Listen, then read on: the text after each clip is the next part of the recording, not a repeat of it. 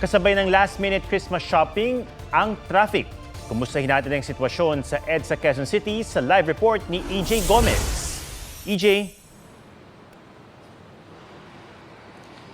Ato, magkasasara lang ng mga mall no, na extended ang operating hours ngayong holiday season. Kanya-kanyang diskarte ang mga kababayan natin sa kanilang mga last-minute shopping bago ang bisperas ng Pasko ngayong taon. Gayun din no, sa kanilang biyahe pauwi. Matao sa loob at labas ng mga mall ngayong gabi. Sa isang mall sa Quezon City, kanya-kanyang bitbit na mga pinamiling pangregalo ang ilan nating kababayan. Si Harley at mga kabarkada nagkita lang daw sa mall para sabay-sabay na pumunta sa kanilang Christmas get-together. Pero ang saya sa muling pagkikita-kita, nahaluan ng stress dahil wala silang masakyan. Kung ano lang po nung maabutan, kunwari jeep, ayun na lang kasi punuan, wala naman choice na iba. Pag inantay ko pa po nung bus, malilate po sa pupuntahan. Mismong mga rider ininda raw ang matinding traffic simula nitong mga nagdaang araw. Talagang pagka-rush hour, sobrang traffic talaga. No? Kaya ginagawa namin ng mga rider, sumisingit-singit na lang kami para makarating kami sa pupuntahan namin ng maayos. Nag-iingat naman. Kita man nila yung kalsada eh. Ni-explain namin na kunting pasensya lang, talagang ganun eh.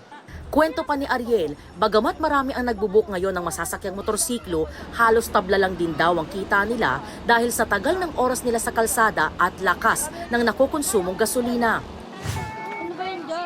Sa Divisoria, mura pa rin ang bentahan ng mga panregalo sa ilang tindahan kahit nagpatong na sa presyo ang ilang nagbebenta.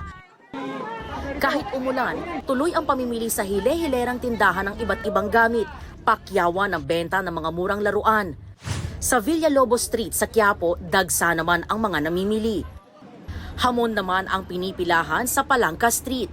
Ang ilan, maaga ring namili ng pampaingay at pampaswerte para sa bagong taon.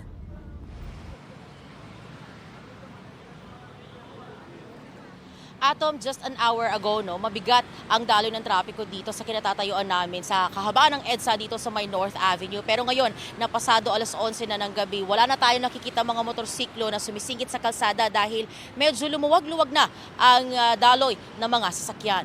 Ingat na lang ho sa ating mga motorista na pauwi no, at patungo sa kanilang mga destinasyon ngayong Pasko. Atom? Maraming salamat, EJ Gomez. Huwag magpahuli sa mga balitang dapat niyong malaman. Mag-subscribe na sa GMA Integrated News sa YouTube.